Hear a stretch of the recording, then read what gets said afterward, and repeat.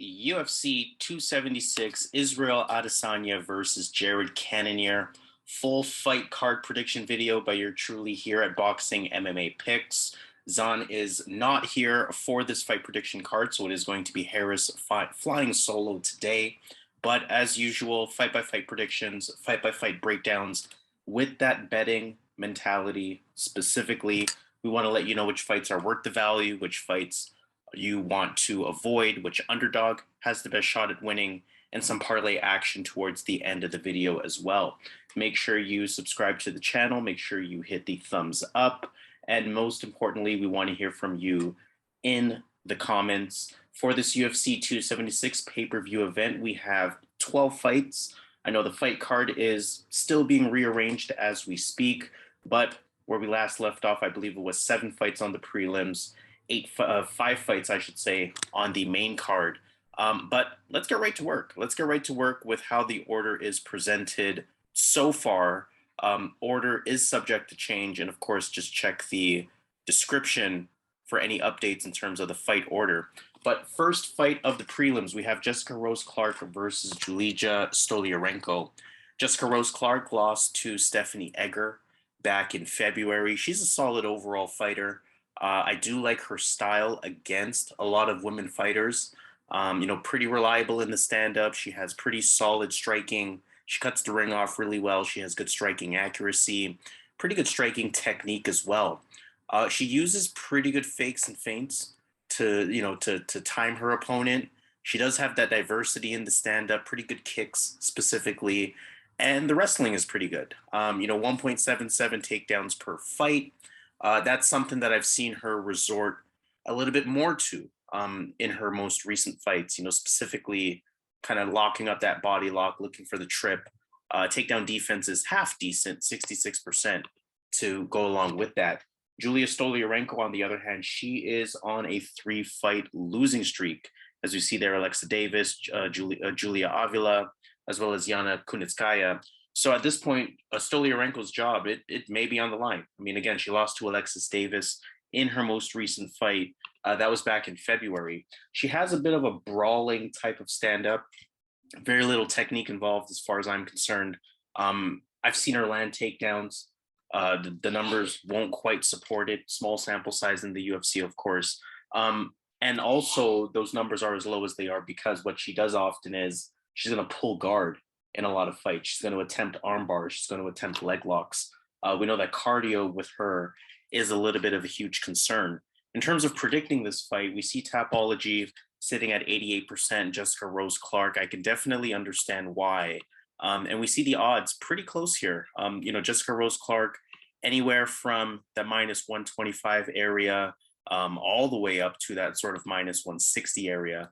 And then, of course, Julija Stoliarenko, kind of even money, up to a plus 135. I can understand that because in Clark's last fight, it was sort of poor decision making that led to a few judo takedowns that left her arm exposed for that arm bar. I talked about Julija Stoliarenko going for that arm bar often.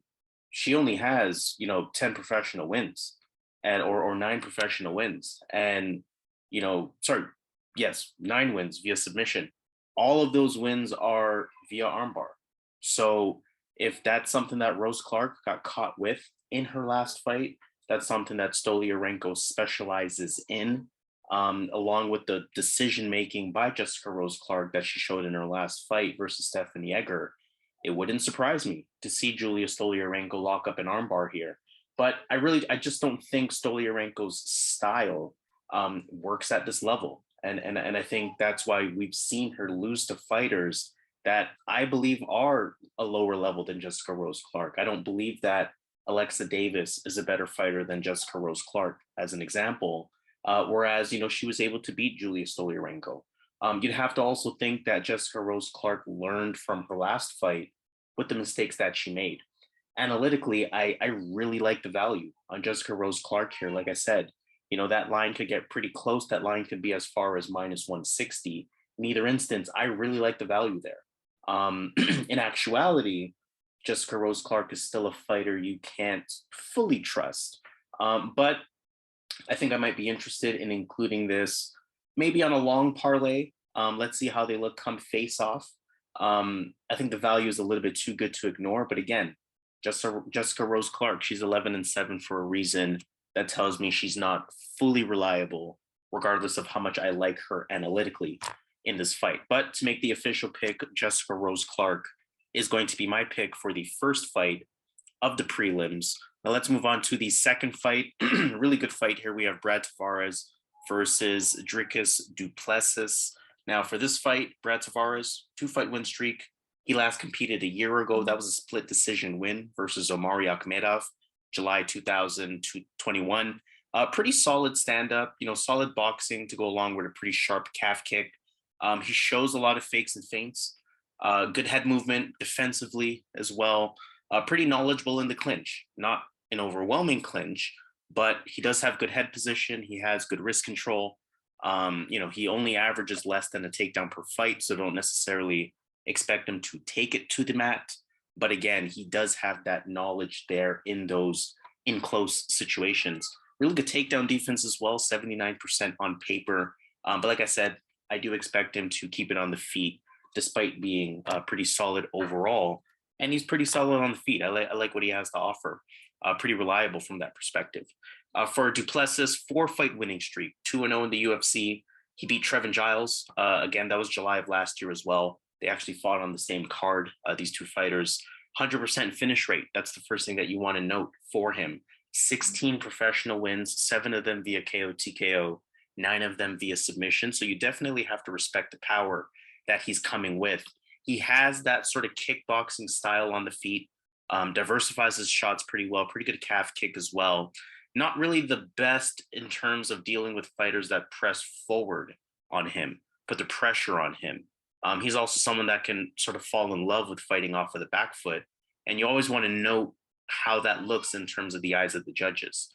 He can land takedowns. He has wrestling IQ. We see, again, pretty small sample size, only 2 fights in the UFC, but he's shown his ability to do that already at 3 takedowns per. Again, he has that ground IQ, has that submission ability in terms of having 9 of his 16 professional wins via submission. So, you know that you can pretty much trust the grappling. Tavares, to me, solid on the feet, but not really someone who's going to push a pace on you that gives du Plessis these types of problems, almost like a more of a reactionary type of striker. Du Plessis is a solid overall fighter, but I don't feel like his ground abilities will necessarily work in this fight with how good Brad Tavares' takedown defense is. That said, I'm analyzing this as a striking match. And in a striking match, I see du Plessis having maybe the advantage with the striking diversity. I see Tavares being maybe a little bit more technically sound, more effective with the striking.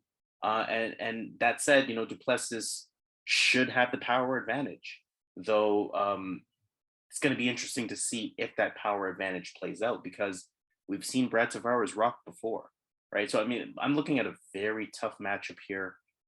It was hard for me. I'm going back and forth on this one. A lot of reasons to like du Plessis, but I like Tavares here. I like the underdog.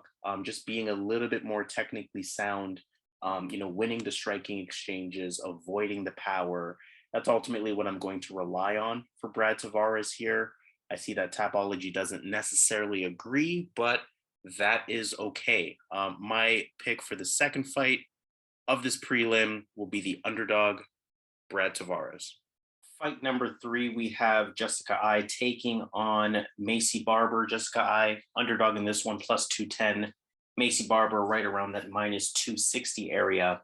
Jessica I lost to Jennifer Maia. That was July of last year. She's actually on a 3-fight losing streak. Her style is relatively basic, pretty basic stand-up. She likes to fight from the center of the octagon. She has a half-decent jab. Stylistically, boxing for the most part. Don't expect too many kicks out of her. She's not the most technically sound striker, but she does have toughness. She keeps going. She keeps pressing forward. She also has the edge and experience, of course. She has faced the highest level of competition that this flyweight division has to offer. Decent clinch. She has been working with Jake Shields. Just 57% takedown defense, though, so hasn't really added much to her takedown defense game, but it has added to her sort of offensive clinch game, and that's something that she can resort to. Maycee Barber, on the other hand, is on a 2-fight win streak. She beat Montana De La Rosa back in April. Her stand-up is decent. She's patient. She looks for her shots. She can come forward. Her striking technique is starting to look a lot cleaner. Good power for the division as well. Good clinch against the cage. She's physically strong. She has a good tie clinch. Pretty solid on the ground. Not a crazy wrestler per se, only 1.3 takedowns per fight. But she does have good active ground and pound when she is on top. And I mean, in general, you're looking at a very young fighter here, one of the youngest on the roster, just 24 years old. She's had some IQ issues in the past, but you can also, as a young fighter, expect her to improve significantly, fight over fight. I do like Maycee Barber a lot in this spot. The way that I see her and the way that I see this fight is, in a lot of ways, I see Maycee Barber as a younger, fresher 2.0 version of Jessica Eye in some ways. I feel like Maycee Barber has the striking advantage. I feel like she has more technique, more speed, more power. Of course, we have to resort to the age as well. She's 24 years old, taking on a 35-year-old Jessica Eye. And I mean, it's undeniable. Jessica Eye is on the decline. Maycee Barber is on the rise. So I am expecting Maycee Barber to pull this one out. And I like the value here. I really like Maycee Barber in the spot. Let's take a look at the fourth fight, Uriah Hall versus André Muniz. Difficult fight here. Uriah Hall had a UD loss to Sean Strickland July of last year as well. A lot of fighters from that haven't fought in over a year on this card. Solid, patient kickboxer, really takes his time, almost to a point where he's not active enough. I mean, we see his striking rate. Still has some speed, still has some explosiveness on the feet. He can still get very creative, still get very dangerous when he chooses to do so.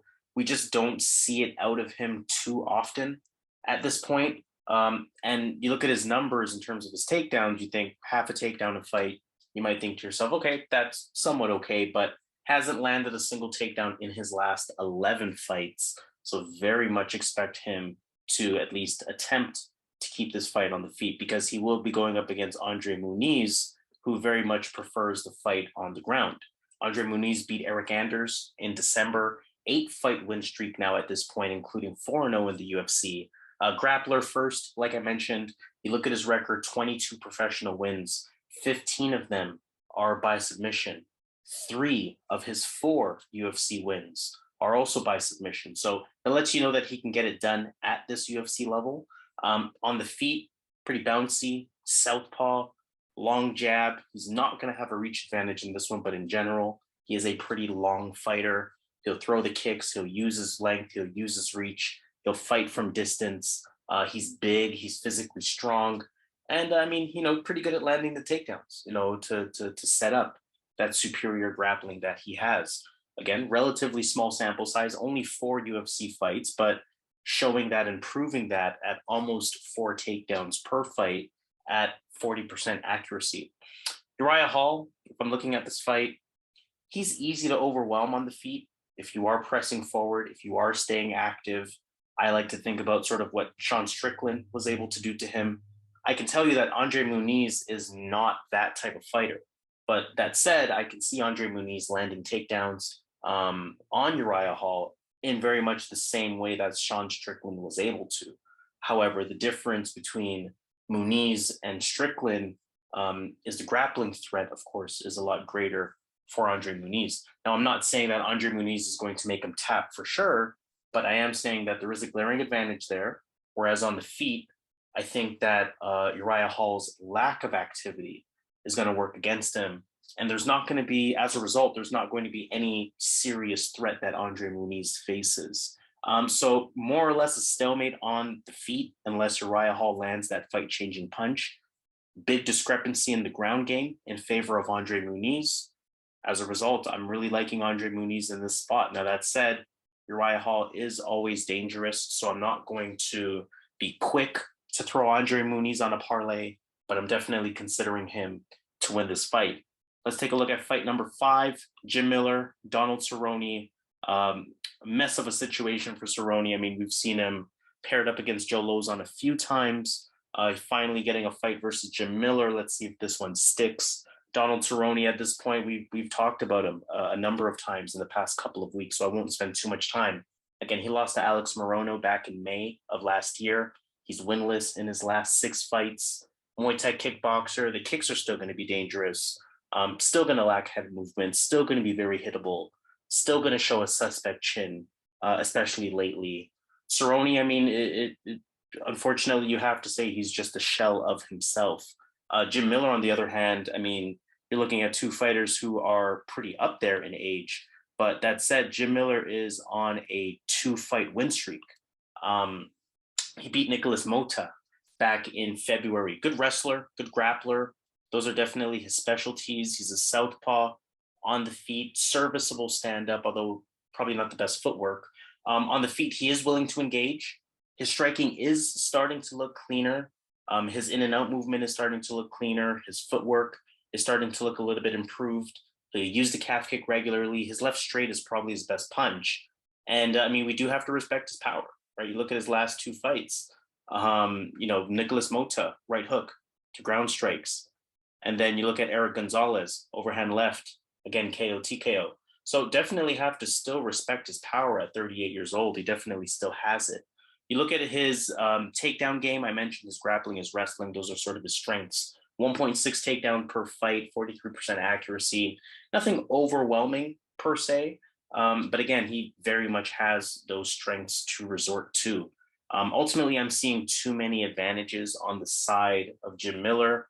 Again, at this stage in their careers as a 38 and a 39-year-old fighter, Cerrone does have really good takedown defense. So I don't expect Jim Miller to be able to implement a crazy ground game in any way.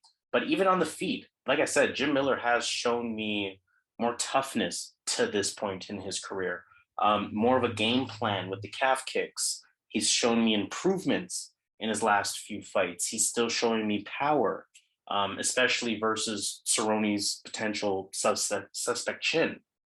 And I mean, really, when it comes down to it, I just can't pick Donald Cerrone at this stage in his career. So almost by default, I have to go with Jim Miller. But I will say this is one of those fights that you absolutely do not want to bet on.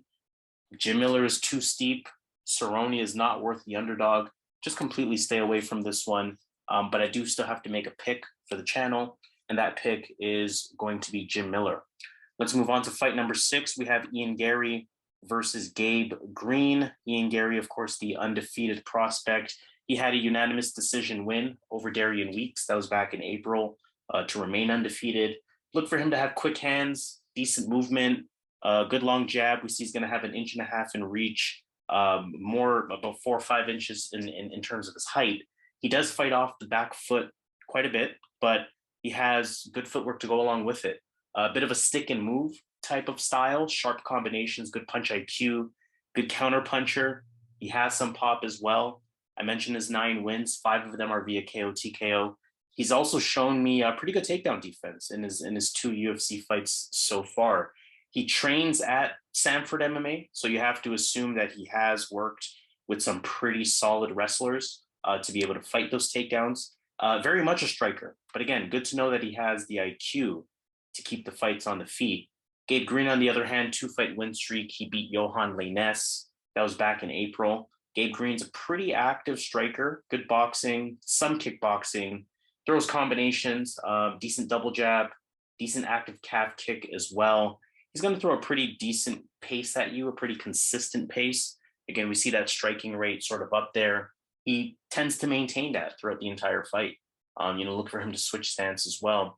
Decent in the clinch. He has shown me that he can land a takedown less than 1 per fight, but again, has shown me that he can land it.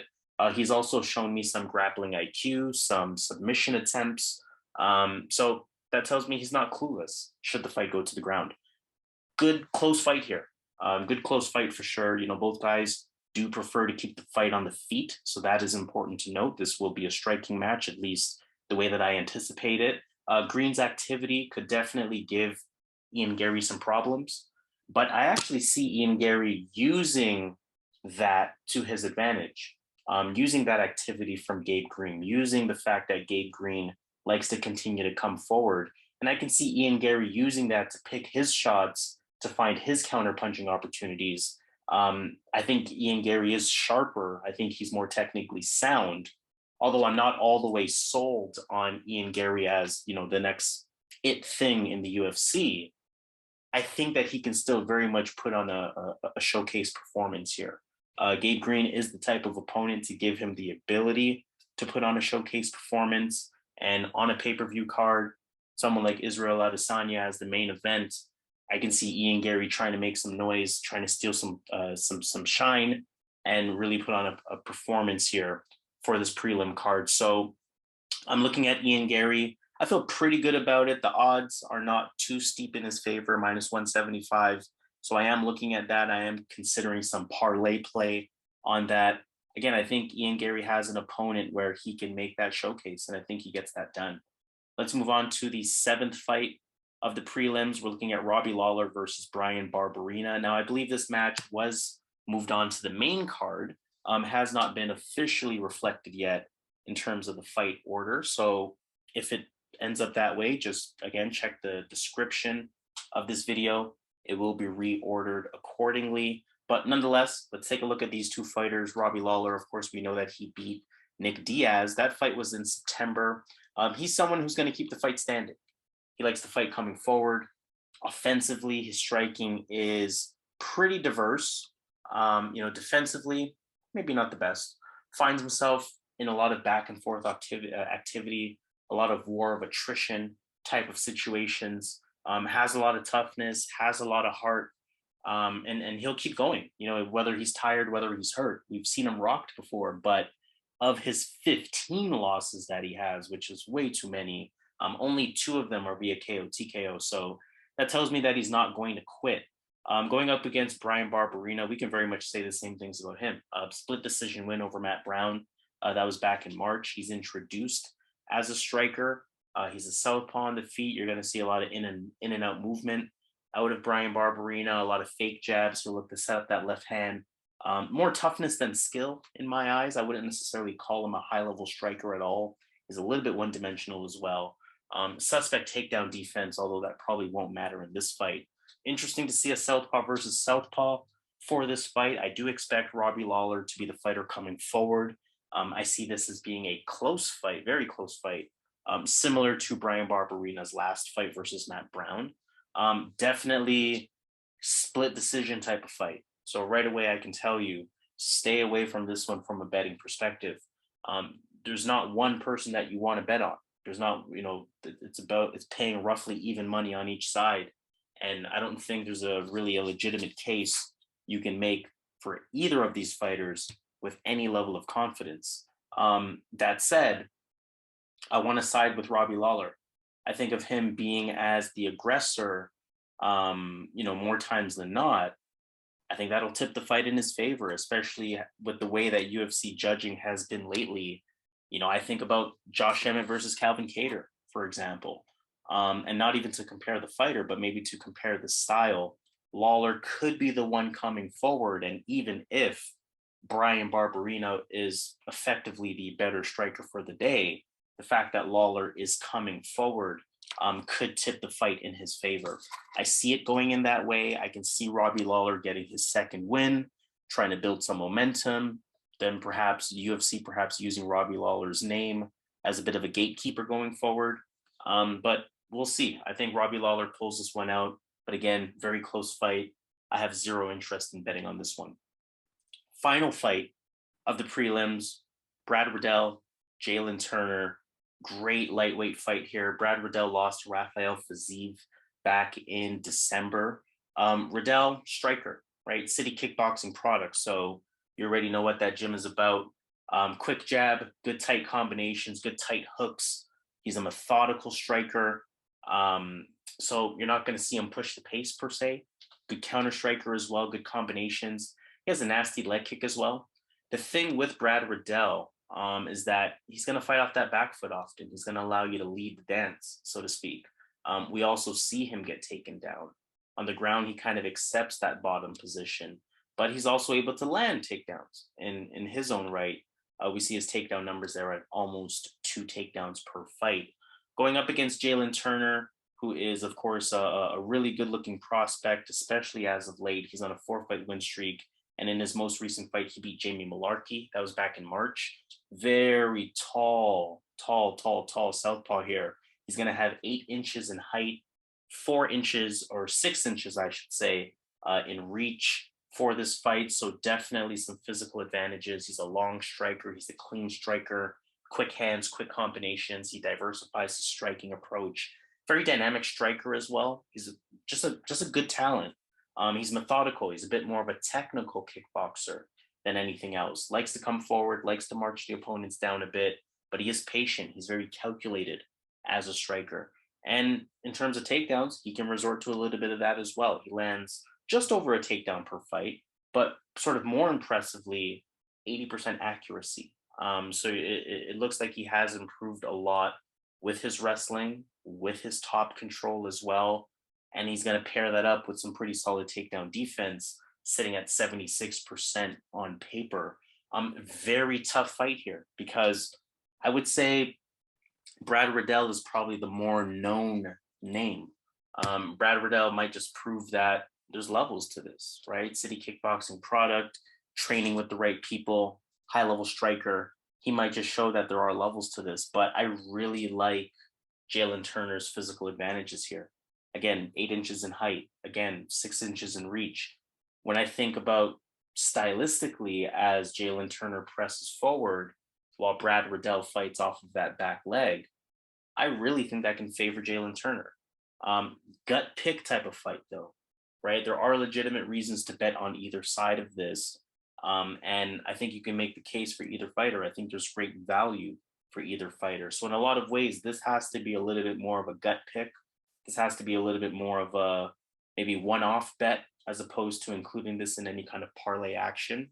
But I can't ignore those physical advantages that Jalin Turner has, in addition to how he has looked lately in such a calculated style, such a methodical style. And I think he can potentially pick Brad Riddell apart here, which is crazy to say for as good as I feel about Brad Riddell as a striker overall. But I am going to go with my gut. I'm going to go with Jalin Turner. Physical advantages just being a little bit too much, and Jalin Turner being able to pull out the W. So with that, we're going to move on to our main card. Again, 4 fights pictured for now, but I believe the fight order is being reordered. So make sure you take a look at the description to have the most updated order for these fights. But nonetheless, again, we are going to comment as we see them. And first fight of that main card, in that case, Pedro Munhoz versus Sugar Sean O'Malley. Pedro Munhoz had a unanimous decision loss. That was to Dominic Cruz. That was back in December. 2 losses in a row now at this point. The thing I can say about Pedro Munhoz, though, is that, I mean, he's a pretty complete fighter, right? He sets his game up with a very active calf kick. He has really good stand-up. He cuts the ring off well. He's patient. He's willing to start slow, willing to read the opponent, take his time. He sits on his strikes a bit. The punches do sort of come one at a time, although, throws at a pretty high rate nonetheless, expected for this bantamweight division. I do like his striking defense for the most part. I like his in and out movement on the feet. He also has 80% takedown defense. Again, it's a good FYI in this fight because against Sean O'Malley, that's not going to matter at all. For Sugar Sean O'Malley, he beat Rulian Paiva back in December. We know his MO at this point, very good on the feet. Got to still respect the power. Of the 15 wins that he has, 10 of them are via KO, TKO. Southpaw stance, he can switch stance as well. Has a lot of technique. He's very light on his feet, good distance control. He's going to fight from the outside. He's going to throw a lot of fakes and feints. Good timing, good counter puncher. Dangerous with both the hands and the feet. Calf kicks, spinning kicks, front kicks, head kicks. Good straight punches. Dangerous straight punch. He can mix it up really well. I had some very similar comments in a previous fight here on the prelims. I think this is a perfect matchup for Sean O'Malley to look good. Again, he has some physical advantages: 5 inches in height, 7 inches in reach. Those are going to be key advantages over a fighter in Pedro Munhoz, who's going to oblige by wanting to keep the fight on the feet. You see both of these guys average less than a takedown per fight. Both of these guys right around half a takedown per fight. So expect them both to keep it on the feet. Look for Sean O'Malley to have some really key advantages here. Sean O'Malley is also younger. He's faster. That could serve him really well, especially as he fights from range. So I'm looking at this fight, minus 270 for Sean O'Malley. I wouldn't say that's too steep in any way, shape, or form. I do like him. I like the value that's coming in on him for this fight. Munhoz is definitely tough. Munhoz is game. But again, I think this is the type of opponent where Sean O'Malley can really look good, specifically because of those physical advantages that he has. So Sean O'Malley is going to be my pick to get that one done. Next fight of the main card, we have Sean Strickland versus Alex Pereira. Probably the toughest fight, at least of the main card, if not one of the tougher fights of the entire card. Sean Strickland, we know, is on a 6-fight win streak, so he's coming in with a lot of momentum. He beat Jack Hermansson back in February. Solid striker. He fights pretty tall. He marches you down. He has a good constant pressure in terms of his style. The hands stay controlled, so he's never really throwing looping punches or wasting effort or losing balance. Good jab, really good jab, good counter puncher, sharp hands, sharp combinations. Punches definitely have some pop as well. And we have seen his ground ability in some of his previous fights. He has shown, decent top position. He has shown pretty solid clinch work as well. He averages, although just over 1 takedown per fight. You pay attention to that accuracy at 61%, and you definitely can't ignore his ability there. He also has 85% takedown defense to go with it, although the defense side of things won't necessarily be relevant in terms of his ground game. And he has shown me very reliable cardio, pretty reliable chin as well. So just a really solid fighter, coming in on a hot streak, one of the favorites in the UFC in terms of kind of crowd favorite. So it's tough to go against him, but he's taking on Alex Pereira, who has a lot of hype beyond his name as well. Unanimous decision win over Bruno Silva. That was back in March. 2-0 in the UFC now. He has an extensive kickboxing background, despite just the 6 professional MMA fights. We know that he's good at coming forward. We know he's patient. He closes distance on his opponents. He has a good high kick, good body kick, good knees. He can do things like spin kicks very effortlessly. A good short hook, carries a lot of power. The fighters are definitely going to test his takedown defense. Small sample size, just 2 UFC fights, but 74% on paper. Although he was taken down twice in both of his fights. He was able to work his way back up, though, and that might speak to the work that he's doing with Glover Teixeira. Of course, we know the hype for Pereira. The hype is for Pereira to get this done because, let's be honest, everyone wants to see the rematch between Alex Pereira and Israel Adesanya. Check their kickboxing background if you don't already know about that, the way that Alex Pereira knocked out Israel Adesanya. Sean Strickland's last fight was a close one versus Jack Hermansson, and a lot of that fight was a striking match. Hermansson was the more diverse striker. He almost looked like he was giving more effort. Strickland was ultimately better that night, though, pulled out the win. Both fighters are dangerous. Both of them are beatable. We know that Sean Strickland will be the more capable overall MMA fighter, being able to resort to a ground game, a la the Uriah Hall fight. I think he's going to attempt it as well. You look at Sean Strickland, he's made mention of it. Sean Strickland has teased that he will resort to a wrestling tactic for this fight. He jokingly said, I might dry hump him for 15 minutes. And I can very much see that happening, where he just resorts to a ground game. Again, Pereira was taken down 2 times in his first 2 fights. Yes, 73% takedown defense. Yes, he was able to get back up, but it would not surprise me at all if Sean Strickland, went for it. And with him saying that, the only thing that's a little bit tricky is that, in my opinion, Sean Strickland's strength is his striking. And we know that's where Pereira is at a very high level, regardless of his lack of MMA experience. It's tough to say. Is Sean Strickland going to resort to wrestling the way he says he's going to? Or is Sean Strickland going to be playing Alex Pereira's game for a lot of this fight, which is keeping it standing? I think the UFC is going to get the results that they want on this. I think they want Alex Pereira to pull it out. I think Alex Pereira will pull it out. I say that because despite Sean Strickland saying that he might take a wrestling approach here, I think he's too much of a crowd pleaser to do so or to commit to that. And he might just do it just enough to try to win. But I just don't see him committing to that. I see him wanting to keep a lot of this fight standing. And I think, again, the striking diversity on the side of Alex Pereira from that true kickboxing approach, I think that's going to give some problems for Sean Strickland. I think Sean Strickland can have a relatively easy path to victory if he commits to what he says he's going to do. But I also think that Sean Strickland, again, is going to try to give the fans what they want, potentially try to prove something that he can, stand with a good kickboxer. And I think that's ultimately going to cost him here.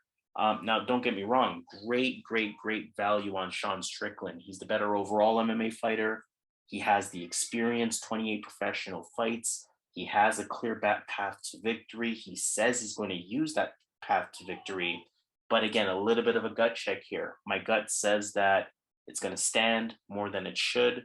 And my gut says that Alex Pereira is going to pull it out. I will say this, though. Again, I think Sean Strickland is the smarter bet. I think there's much better value coming in on Sean Strickland, especially as an even money underdog. But got to go with my gut. Got to go with who I think is going to win this fight. And my gut is telling me that person is going to be Alex Pereira.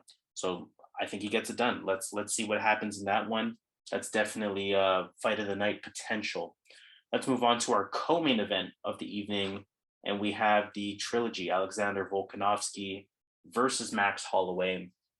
Quick rundown on these two fighters, and then we'll talk about sort of how their last fight went. Volkanovski beat Korean Zombie back in April. He's a fighter that can do it all, right? Top pound for pound fighter in the UFC. You're going to see a lot of fakes and feints on the feet, especially early in the fight. You're going to see a good leg kick, very effective with it. Good counterpuncher, good timing, good combinations. We know Volkanovski has an iron chin, especially in this featherweight division. We know his rugby background. He began his career as a middleweight, so definitely a big guy who's learned to master the featherweight cut. And as a result, his chin is pretty granite at this point. He can take a shot from anyone. No slouch on the ground either, right? He lands 2 takedowns a fight. Respectable 70% takedown defense. Definitely knows how to transition, scramble, get back up. Good clinch game, physically strong. Again, this is a fighter that can really do everything. Max Holloway, in a lot of ways, can do everything as well. But we know his mastery is in his stand-up, in his striking. He's on a 2-fight winning streak. Of course, since his losses to Alexander Volkanovski, he beat Yair Rodriguez in November. Again, we know the striking prowess. Definitely one of the best pure strikers in the UFC. He has a good pace. He has good control of the octagon, good complete striking, high IQ, high pace. Again, just a complete striker. One of the best strikers that the UFC has ever seen. Expect him to keep the fight on the feet, and he has really good takedown defense to go along with it at 84%. You want to consider how their first 2 fights went in order to ask yourself if Max will finally get over the hump this 3rd time.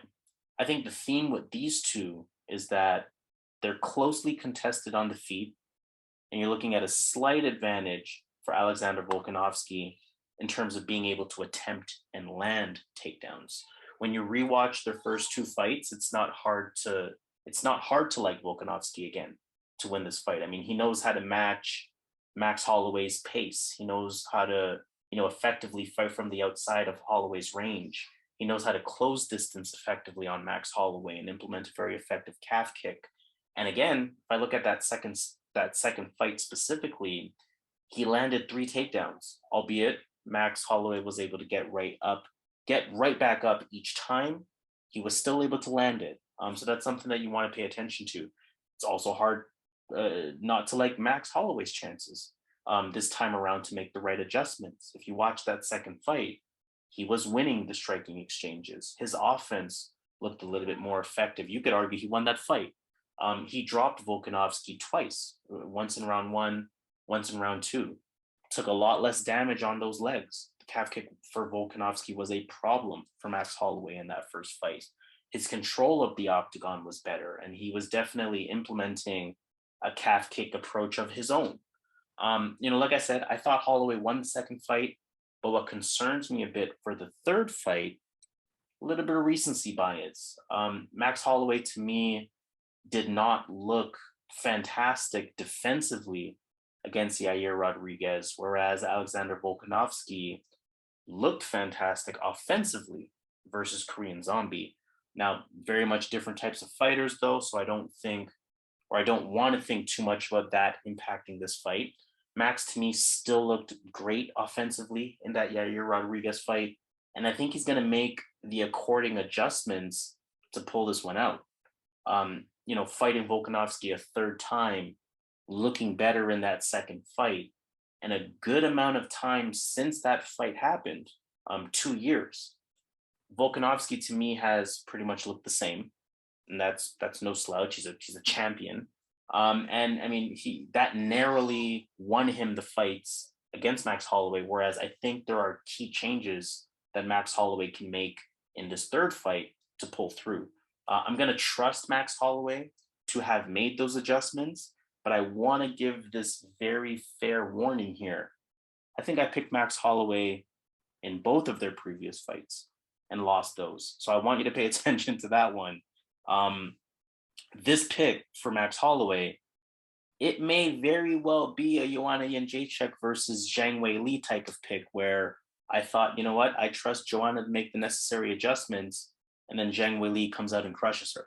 So that would not surprise me at all, but I think it would be great for Holloway to make those adjustments to reclaim his title, and then, hey, maybe we get a part 4 for this fight.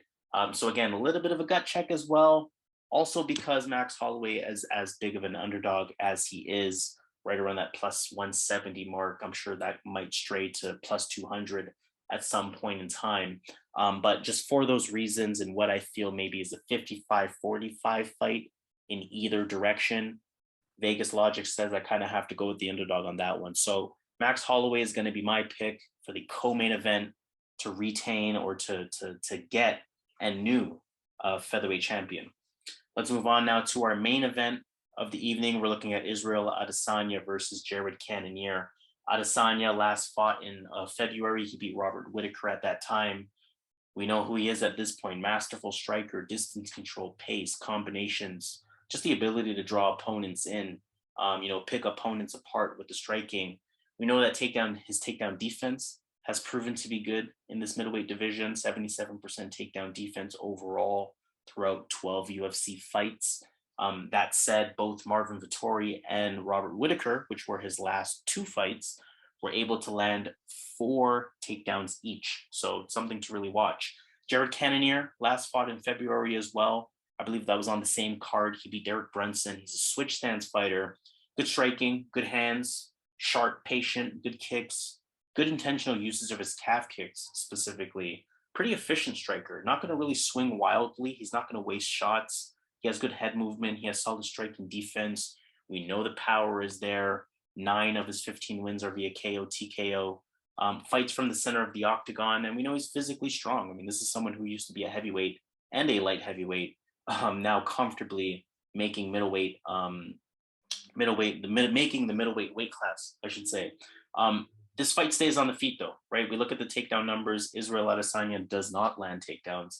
And Jared Cannonier, outside of 1 takedown in his last fight versus Derek Brunson, he hadn't landed a takedown since 2017. So very much expect this one to stay on the feet. That factor, to me, very important here because, I mean, let's call it for what it is. It's been impossible to beat Israel Adesanya on the feet. And, since that Jan Blachowicz loss, we saw Vettori, we saw Whittaker try to resort to takedowns because this is just not someone you can beat on the feet. Hypothetically, this is the technician in Israel Adesanya versus the power puncher in Jared Cannonier, but not entirely because Israel Adesanya, of his 22 victories, 15 of them are via KO, TKO. So he can very much have the power as well. Jared Cannonier, very much not just a power puncher, despite those physical gifts that he has.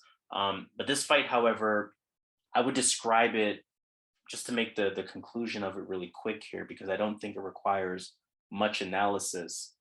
This fight, to me, I would describe it nothing more than a puncher's chance for Jared Cannonier.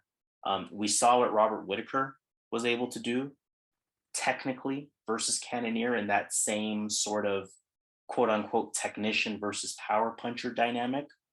Israel Adesanya is at a much higher level than that. And I expect Israel Adesanya to pretty much have his way, unless, of course, Jared Cannonier does have that puncher's chance to land that fight-changing punch. I don't think that happens. I think Israel Adesanya cruises to a pretty easy victory here. And I mean, minus 420 is not terrible. I've seen worse. So I'm definitely considering Israel Adesanya as part of some parlay action. But speaking of parlays, let's kind of go to Vegas here and let's take a look at some picks. I want to start with some underdog action. There are two underdogs that I'm thinking about. Really three of them overall, if I were to include Max Holloway in that conversation, but I don't want to make mention of his name in terms of the underdog I feel has the best shot of winning. If I'm thinking about the one underdog I feel has the best shot at winning, I am looking at Brad Tavares, plus 105, right around even money. I can see him pulling it out versus Dricus du Plessis. If I were to maybe give another underdog, like I said, I think the smarter value is for Sean Strickland to beat Alex Pereira. I just don't think it happens, but definitely some good value there on either of those two guys, Brad Tavares or Sean Strickland. In terms of favorite picks, pretty decent parlay that I can think of here. I like Maycee Barber. I like Ian Garry. I like Sean O'Malley. And as I mentioned, I really like Israel Adesanya to get this done. Pretty decent money here, 3.75. What that means is that $100 will get a total return of $375. And for our bigger bettors, $250 will get a return of, we'll get a total return, I should say, of $937. So let's sign off on that note. What I am going to do is I'm going to see if I can convince Zan to post his picks, perhaps after weigh-in, perhaps after the face-off. Let's see if we can get some feedback from him as well. But make sure you do the good old usual stuff. Make sure you subscribe to the channel here at Boxing MMA Picks. Make sure you press the thumbs up on this video. Make sure you participate in the comments. We want to hear from you. How do you feel about my picks, my underdog picks, my favorite picks? Is there any parlays that you're considering for yourself that you want some additional commentary on? Definitely more than happy to have that conversation. But officially signing off, this has been UFC 276, Israel Adesanya versus Jared Cannonier, your full card prediction video presented by yours truly here at Boxing MMA Picks. It's Harris flying solo for this one. Zan could not make it here today, but nonetheless, in our usual fashion, what are we going to do? We're going to try to make this money.